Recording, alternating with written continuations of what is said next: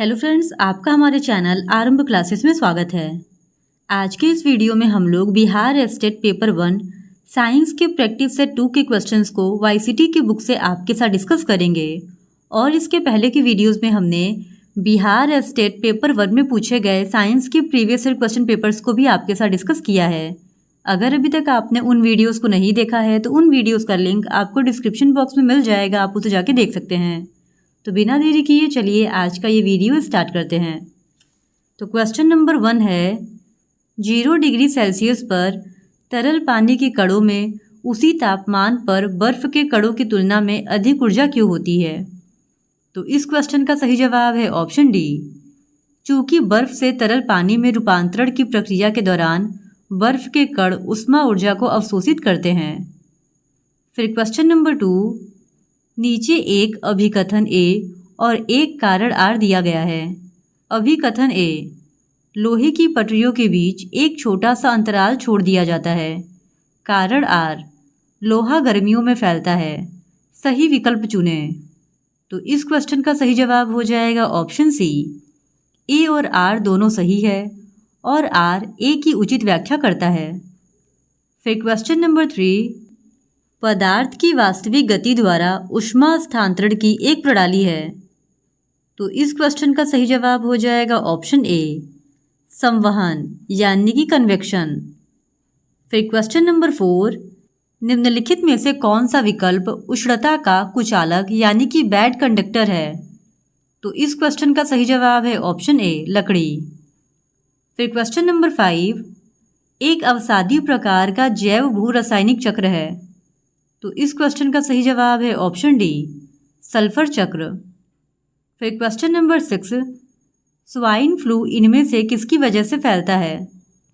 तो इस क्वेश्चन का सही जवाब है ऑप्शन बी, विषाणु। फिर क्वेश्चन नंबर 7, प्रदूषित हवा में निम्नलिखित में से किसकी उपस्थिति के कारण हे बुखार होता है? तो इस क्वेश्चन का सही जवाब है ऑप्शन डी, परागकण। फिर क्वेश्चन नंबर 8, निम्नलिखित में से कौन सा असंचरणीय रोग है? तो इस क्वेश्चन का सही जवाब है ऑप्शन डी, मधुमेह। फिर क्वेश्चन नंबर 9, मनुष्यों में रोग संचारित करने वाले कीटों को क्या कहते हैं? तो इस क्वेश्चन का सही जवाब है ऑप्शन ए, रोगाणु वाहक। फिर क्वेश्चन नंबर 10, 20 न्यूटन का एक बल एक वस्तु को 2 मीटर विस्थापित कर देता है और 20 जूल कार्य करता है। बल और विस्थापन के बीच कोण है। तो इस क्वेश्चन का सही जवाब है ऑप्शन ए, 60 डिग्री का।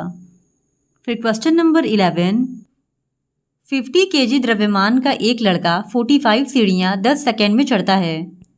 यदि प्रत्येक सीढ़ी की ऊंचाई 16 सेंटीमीटर है तो उसकी शक्ति ज्ञात कीजिए। तो इस क्वेश्चन का सही जवाब है ऑप्शन सी, 360 वॉट। फिर क्वेश्चन नंबर 12, निम्न में से कौन सी भौतिक मात्रा किए गए कार्य की गति को मापती है? तो इस क्वेश्चन का सही जवाब है ऑप्शन डी, शक्ति। फिर क्वेश्चन नंबर 13, ऊर्जा न तो उत्पन्न की जा सकती है और न ही नष्ट की जा सकती है, लेकिन इसे एक रूप से दूसरे रूप में परिवर्तित किया जा सकता है। इसे डैश कहा जाता है। तो इस क्वेश्चन का सही जवाब है ऑप्शन बी, ऊर्जा संरक्षण का नियम। फिर क्वेश्चन नंबर 14, निम्न में से कौन सा कथन गलत है? तो इस क्वेश्चन का सही जवाब है ऑप्शन सी, यदि उत्प्लावक बल वस्तु के भार से कम हो तो वस्तु तैरती है। फिर क्वेश्चन नंबर 15, किसी लगाए गए बल के लिए यदि क्षेत्रफल कम है तो दाब होगा। तो इस क्वेश्चन का सही जवाब है ऑप्शन सी, अधिक। फिर क्वेश्चन नंबर 16, उत्प्लावक का केंद्र हमेशा। तो इस क्वेश्चन का सही जवाब है ऑप्शन बी, विस्थापित द्रव्य के आयतन के केंद्र के संपाती होता है। फिर क्वेश्चन नंबर 17, मास प्रति यूनिट वॉल्यूम क्या है? तो इस क्वेश्चन का सही जवाब है ऑप्शन सी, घनत्व। फिर क्वेश्चन नंबर 18, मेंडलीव की आवधिक सारणी में खोजे नहीं गए तत्वों के लिए अंतराल छोड़ा गया था। निम्न में से कौन से तत्व को बाद में आवर्त सारणी में एक स्थान प्राप्त हुआ है? तो इस क्वेश्चन का सही जवाब है ऑप्शन ए। फिर क्वेश्चन नंबर 19, परमाणु संख्याओं के आधार पर तत्वों को वर्गीकृत किसने किया? तो इस क्वेश्चन का सही जवाब है ऑप्शन बी, मोजले ने।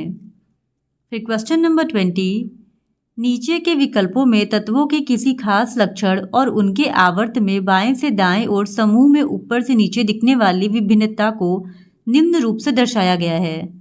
तत्व का लक्षण आवर्त में बाएं से दाएं, समूह में ऊपर से नीचे। सही विकल्प का चयन करें।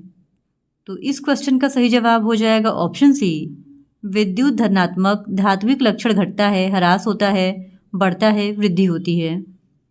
फिर क्वेश्चन नंबर 21, वास्तविक प्रतिबिंब पाने के लिए एक वस्तु 20 सेंटीमीटर फोकस दूरी वाले अवतल दर्पण से 30 सेंटीमीटर की दूरी पर रखी हुई है। दर्पण से प्रतिबिंब की दूरी क्या होगी? तो इस क्वेश्चन का सही जवाब है ऑप्शन ए, 60 सेंटीमीटर। फिर क्वेश्चन नंबर 22, आवर्धक शीशा डैश होता है। तो इस क्वेश्चन का सही जवाब है ऑप्शन ए, उत्तल लेंस। फिर क्वेश्चन नंबर 23, रेगिस्तान में यात्रियों को अक्सर पानी फैले होने का दृष्टिभ्रम होता है, जहां वास्तव में कुछ नहीं होता है। इसे क्या कहा जाता है? तो इस क्वेश्चन का सही जवाब है ऑप्शन ए, मृगमरीचिका। फिर क्वेश्चन नंबर 24, डैश लेंस का उपयोग निकट दृष्टि दोष यानी मायोपिया से पीड़ित लोगों द्वारा किया जाता है। तो इस क्वेश्चन का सही जवाब है ऑप्शन सी, अवतल। फिर क्वेश्चन नंबर 25, इनमें से किस उपकरण में केवल उत्तल लेंस का उपयोग होता है? तो इस क्वेश्चन का सही जवाब है ऑप्शन सी, माइक्रोस्कोप में। फिर क्वेश्चन नंबर 26, यदि आप एक दर्पण में देखते हैं और पाते हैं कि छवि आपका परावर्तन आपसे छोटी है, तो दर्पण का प्रकार है। तो इस क्वेश्चन का सही जवाब है ऑप्शन डी, उत्तल दर्पण। फिर क्वेश्चन नंबर 27, यदि हम पेड़ की शाखा को तेजी से हिलाएं तो कुछ पत्तियां पेड़ से अलग हो जाती हैं। यह डैश के कारण होता है। तो इस क्वेश्चन का सही जवाब है ऑप्शन सी, जड़त्व के। फिर क्वेश्चन नंबर 28, यदि 10 न्यूटन और 5 न्यूटन के दो बल एक वस्तु पर एक ही दिशा में लगाए जाते हैं तो वस्तु पर कार्यरत कुल बल कितना होगा? तो इस क्वेश्चन का सही जवाब हो जाएगा ऑप्शन सी, 15 न्यूटन। फिर क्वेश्चन नंबर 29, द्रव्यमान और वेग का गुणनफल क्या कहलाता है? तो इस क्वेश्चन का सही जवाब है ऑप्शन बी, संवेग।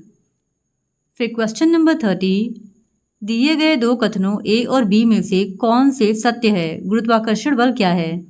ए, दो वस्तुओं के द्रव्यमान के गुणन का सीधा अनुपातिक है। बी, दो वस्तुओं के बीच की दूरी के वर्ग से सीधे अनुपातिक है। तो इस क्वेश्चन का सही जवाब हो जाएगा ऑप्शन सी, केवल ए सत्य है जबकि बी असत्य है। फिर क्वेश्चन नंबर 31, जब कार एक मोड़ लेती है तो वह कौन सा बल है जो हमें बाहर की ओर धक्का देता है? तो इस क्वेश्चन का सही जवाब है ऑप्शन बी, अपकेंद्री बल। फिर क्वेश्चन नंबर 32, यदि 5 सेकंड में किसी कार का वेग 5 मीटर प्रति सेकंड से बढ़कर 10 मीटर प्रति सेकंड हो जाए तो उसका त्वरण कितना है? तो इस क्वेश्चन का सही जवाब है ऑप्शन डी, 1 मीटर प्रति वर्ग सेकंड। फिर क्वेश्चन नंबर 33, समय के साथ किसी वस्तु का वेग दिखाने वाले ग्राफ को कहा जाता है? तो इस क्वेश्चन का सही जवाब है ऑप्शन ए, वेग समय ग्राफ। फिर क्वेश्चन नंबर 34, गति का पहला समीकरण किसके बीच संबंध को दर्शाता है?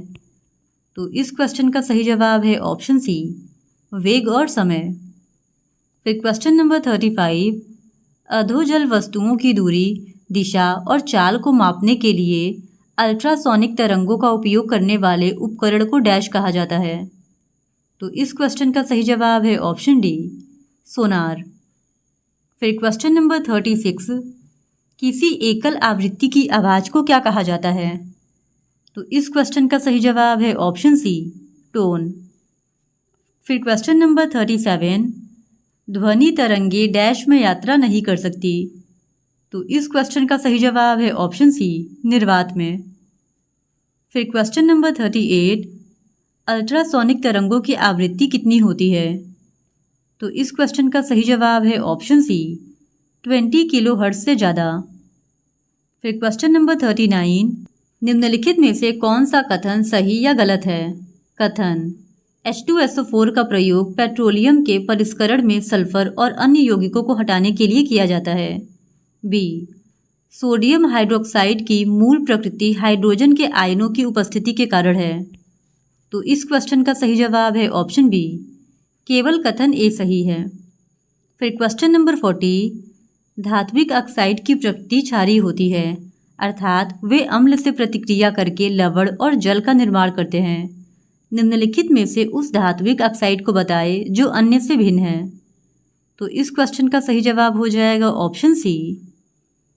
फिर क्वेश्चन नंबर 41, सामान्य रूप से एक उदासीनीकरण अभिक्रिया को किस रूप में लिखा जा सकता है? तो इस क्वेश्चन का सही जवाब है ऑप्शन बी। फिर क्वेश्चन नंबर 42, निम्न में से कौन सी रासायनिक अभिक्रिया की प्रकृति हमेशा ऊष्माशोषी होती है? तो इस क्वेश्चन का सही जवाब है ऑप्शन बी, अपघटन प्रतिक्रिया। फिर क्वेश्चन नंबर 43, एल्डिहाइड के लिए गलत विकल्प चुनें। तो इस क्वेश्चन का सही जवाब है option B, CH2COH ethanol acetaldehyde. फिर क्वेश्चन नंबर 44, डैश एक असंतृप्त हाइड्रोकार्बन है। तो इस क्वेश्चन का सही जवाब है ऑप्शन सी, बेंजीन। फिर क्वेश्चन नंबर 45, मेथिल एल्कोहल और एथिल एल्कोहल के आणविक द्रव्यमानों में डैश इकाइयों का अंतर होता है। तो इस क्वेश्चन का सही जवाब है ऑप्शन ए, 14। फिर क्वेश्चन नंबर 46, डैश धातु केवल विद्युत अपघटन द्वारा निकाली जाती है। तो इस क्वेश्चन का सही जवाब है ऑप्शन ए। फिर क्वेश्चन नंबर 47, निम्नलिखित में से कौन सा ग्रेगर मेंडल के वंशानुगति सिद्धांत के अंतर्गत नहीं आता है? तो इस क्वेश्चन का सही जवाब है ऑप्शन डी, बायोपिक्स का सिद्धांत। फिर क्वेश्चन नंबर 48, जीव जो अधिक दूर के संबंधी है उनके DNA में अधिक अंतर होंगे, इस विचार के आधार पर निर्मित दृष्टिकोण को क्या कहा जाता है? तो इस क्वेश्चन का सही जवाब है ऑप्शन ए, आणविक जातिवृत्त। फिर क्वेश्चन नंबर 49, इनमें से किस प्रकार के अंगों की बुनियादी संरचना एवं उत्पत्ति समान होती है किंतु उसके कार्य भिन्न होते हैं? तो इस क्वेश्चन का सही जवाब है ऑप्शन ए, समजात। फिर क्वेश्चन नंबर 50, मानव जाति होमोसेपियंस के प्राचीनतम सदस्यों के अवशेष डैश में देखे जा सकते हैं। तो इस क्वेश्चन का सही जवाब है ऑप्शन डी, अफ्रीका। तो आज के लिए बस इतना ही। बाकी के क्वेश्चंस का डिस्कशन हम लोग इस वीडियो के नेक्स्ट पार्ट में आपके साथ करेंगे। और अगर आप बिहार एस्टेट पेपर 1 साइंस के इसी तरह और भी प्रैक्टिस सेट को देखना चाहते हैं तो please do subscribe to my channel and like this video. धन्यवाद।